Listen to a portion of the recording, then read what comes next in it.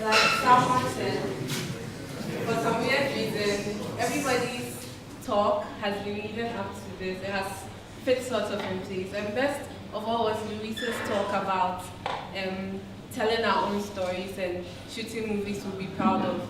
But then the nice question that came up when he was talking was like, fine, we make good movies, but then where we put our settings? Are we going to still put them in our funny little nice cities that we have in Ghana? So here's my talk about an Ashanti architectural renaissance.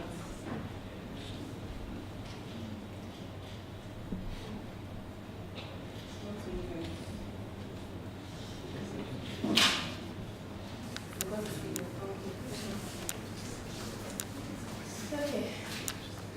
So I'm a history buff. Anyone who knows me knows like I'm crazy about history. I can go to a library and sit for hours and waste my time and not do my work because I was reading history books.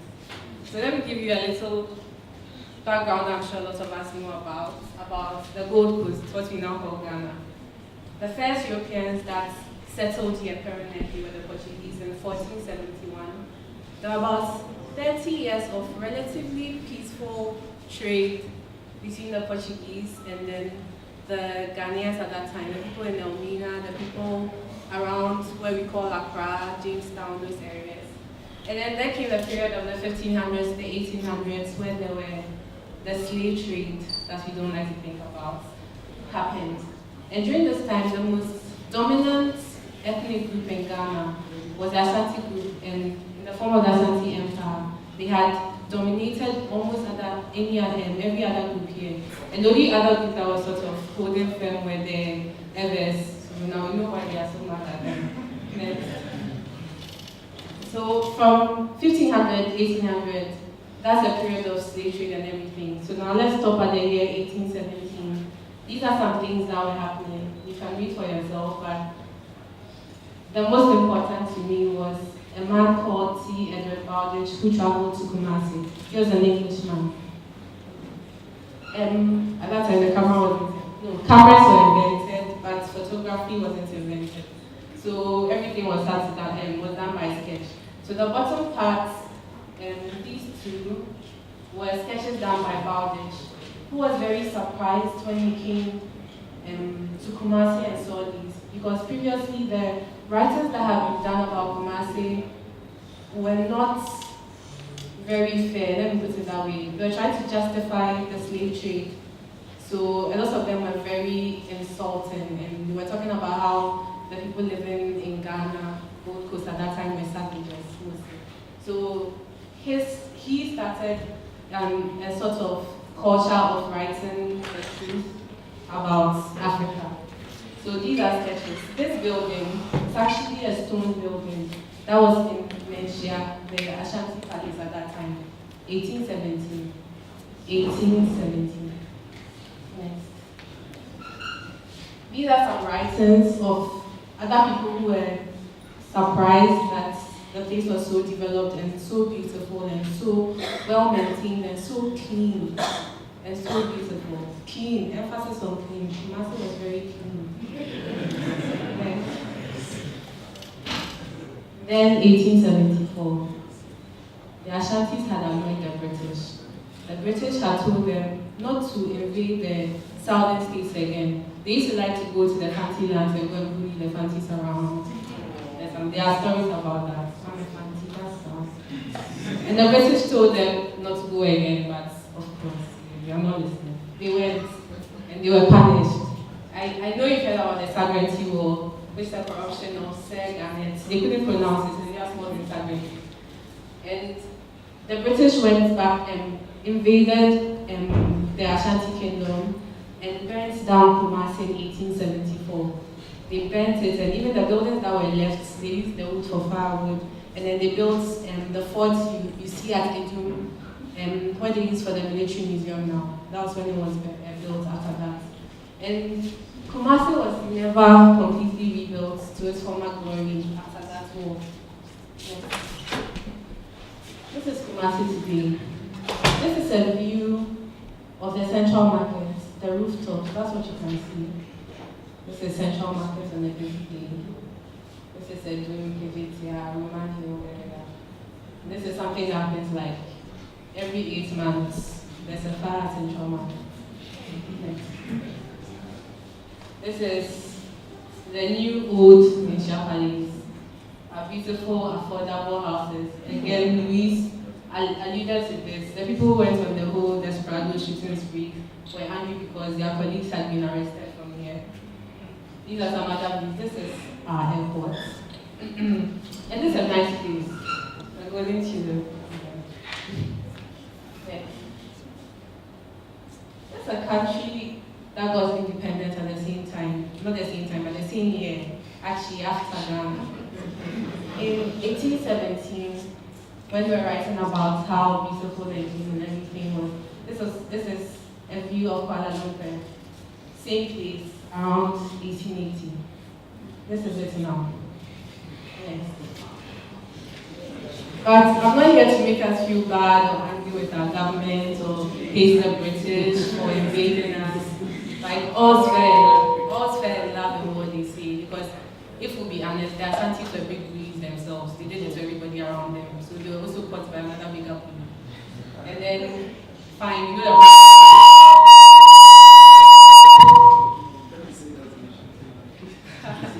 the Ashantis are mad at me. Sorry.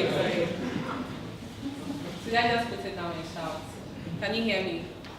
Okay, so yeah, so no time for all the blame game and everything. These are some happy facts with my happy face about Ghana. We are producing oil in commercial quantities. We invented their zone too. But these are some sad facts about Kumasi. Kumasi stinks. It's dirty and honestly it's ugly. And it's so hot. When you go to town, there's no way you can just like sit and rest and wait for someone. If you have to pee, have you ever wanted to pee when you're in the room before? And like, I'm not a guy, so I can't just go stand somewhere. I can't tell you what happened to me. I can't tell you. I'm on camera, so maybe later. And the fact is that if we be honest with ourselves, you're not proud of our environment. You're not proud to take pictures and put it online and say this is my city. You're not. Next. And yes, you get so angry on social media when you see articles like this. I mean, this woman got a lot of hate mail, but she wasn't lying. People get up and pee anywhere on the road. You throw rubbish anywhere. So if someone comes and sees it and blogs about it, why are you mad? I mean, you go abroad and then take pictures by the snow. I mean, come on. And we heard about One Direction, who described Accra as an impoverished village. That's happened. And the fact is that we can get angry opinions, but millions of people read the stories and form impressions of Ghana and of our cities without necessarily coming here. And we can't do anything about that. But we want people to come here or want to come here because we need their money. Face it, let's see. I know emancipation and everything, we need their money. Yeah. So we must do something about it. I mean, Kumasi was the proud, vibrant center of the Ashanti kingdom. People were coming from why just to come and look at Kumasi? How can this be the same place? Like, where's the pride? The pride is not gone. I mean, again, sorry for the generalization, but we know what they say about Ashanti. The talk is still there, so let's walk the talk. But what do? We go the way of Dubai. Like, I mean, the first time I saw the Dubai, I was very happy for them. I like watching their extreme engineering videos and everything. I mean, look at their plays in 1990 and what oil money. Such a huge transformation. Yes. But a group of very annoying people called architecture theorists and ever design theorists say that that is not the way to go. I mean, I'm hoping to be one, so I'll be annoying like them. Because apparently Dubai is not building in context. They're not respecting the past or the heritage. They're just having these sorts of glass towers that do not really relate to the people. So the indigents of Dubai, you won't find them floating around Palm Island or that continent of the world island. There's people who come and then come and live there. And now, you know, because of the whole depression and everything, that has kind of gone down there. So what happens to the people who were born and live there and have ties and roots in that place? So what should we do? Next. That's me, super architecture, design oriented. My plan. Next, what you want to look at? I mean, it's a great picture. So that's where I come in. And one thing about architecture and architecture styles is that they always come after philosophies, and philosophers write about something, artists interpret it, musicians interpret it, and then architects come in and then build it, and then it goes like that and also shelf it. And for quite an unnecessary long time, writers and artists in Africa have been talking about an African Renaissance. Nkrumah, Thabo Mbeki, Ngugi, they've written about it. Let's go back to the past and forge the future. Let's not run away from our languages, our names, our dressing. And it's like, all of a sudden, there's a big boom that's coming with the African prince. Like, who knew we were growing up? All I wanted was like a pair of dark jeans. But now, like, I want to buy like a Diaba Sewa dress. I mean, who knew what was coming up? But now we're getting this sort of new pride in our past and the things that are ours. And it's already started. Architecture is just too far behind. We must follow. So I'll talk about identity, and I'm going to bore you some unnecessary big architectural ways. Junior suicide and like this. I'll come back to it next week. So here's my idea of explaining that Kumasi should go through what I call a futuristic sample path. That's going back to the past, but thinking of the future. So revive and regenerate Kumasi by remembering the past. Genius design refers to the spirit of a place, and in the past, people in Greek philosophy, they believed every site, every locality had a spirit, more going to the occult. But in architecture, it's more like the inherent qualities in the sites. Here I include tradition and history because I believe some sites are historical and they have the story in the very stones in the land. And we should learn to listen to those stories. And timeless spirit of the time. Right now, I think, like I said, we are in this whole remembering mood. Let's go back, let's use our culture, Azonto, blah, blah, blah stage. Next. And this brings me to my thesis. So Prince asked me to speak about my thesis. The rest will just tell you why I did this thesis. So my thesis was to redesign the Bantama High Street. I don't know if you know it, but it's from the Cath roundabout, the one with the statue of Mafanochi, to Abreport Junction. Yeah, I had to limit myself because I didn't have a lot of time. But so I explored the concept of a regional identity for Bantama Kumasi. And how I went about it was I analyzed examples of Ashanti traditional buildings using historical accounts, pictures, sketches, and then current conserved buildings. There's a shrine up this year, so that has been conserved. I studied that as well to get characteristics that form what I call the essence of Ashanti architecture. People build courtyard buildings, but one thing I noticed was that the traditional courtyard house is one level, and in the courtyard level there's interaction, like people, courtyard house, compound house, that's what I'm talking about. Yeah. People, the children play in the courtyard, people cook there, there's this sort of interaction here. But when you take it 2-3 levels, the people on the upper levels don't seem to enjoy that thing that's in the center. So I was trying to get what forms the essence of it so that I could use it in my design. This was my analysis of the courtyard building. I tried to show it by pictures, but what I sort of did was to do a sort of zonal analysis and find out the characteristics of the zones. So the most important zone to me was what I call the alfresco zone. That's like semi-outdoor, semi-indoor zone, like we see in the courtyard. So that's the site again. This is the Confirmation Teaching Hospital. That's the Bantama High Street, here outlined in red. And then this is the zoning I did for my design. Everything here, every zone here is mixed use, but then the colors are showing what is the predominant thing. These areas are predominantly skewed towards health because they are so close. And if you go to the site right now, you notice there are lots of pharmacies and wheelchair shops and surgical equipment shops over here. This is the Bantama Ahinji. That's the palace of the Bantama chief. I'm sure you didn't know it was there. It's horrible because in history, the Bantama chief was the war chief of the Kumasi of the Ashantis, and he was important. Like, you couldn't even mention his name without pouring libation. That's what he was there. I mean, if you were going to see him, you had to walk backwards, things like that too. Go and see his palace now. I mean, where's that pride? Where's it gone? Yes.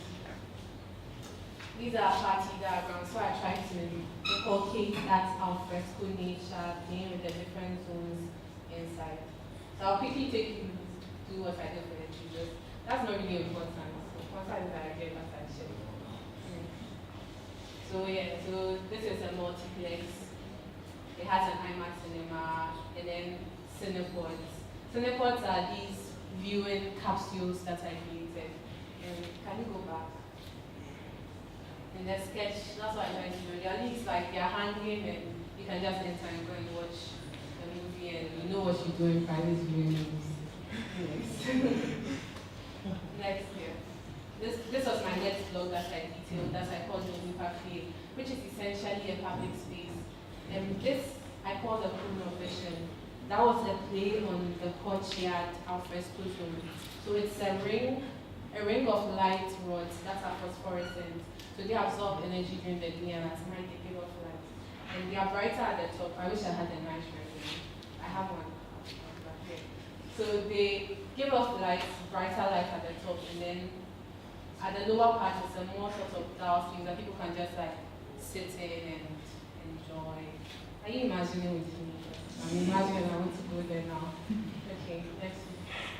And then the last one is what I call the promenade, which is essentially a walkway above ground. In our streets, in our more residential streets, especially in the more, I won't say rural, but like places like Kumasi, people like to sit in front of their houses and their shops and chat and watch people pass by and gossip. I think it happens in Brunei, like watch the steps, watch the girls pass, comment, things like that. So I try to have that as much as possible, that street level engagement, taking it up another floor. Because when you're designing for people, you don't design how you think they should live. That's what people have been doing for so long, and it never works. The projects in the United States condemned, sorry, but Ministry of Education condemned. Like, all these examples are of architects that thought, I'm going to design how they should live. They need a villaggio because that is how they should live. So I'm designing villaggio for them. But if you design villaggio for them and put them there, they will know it. You come in there, someone has done his kiosk in front of villaggio and send it there because that is how he lives. The Ashanti man is a businessman. You always put a shop somewhere. So why not create those spaces for them when you're designing? So that's what I tried. Yeah, so 2 more points of this. And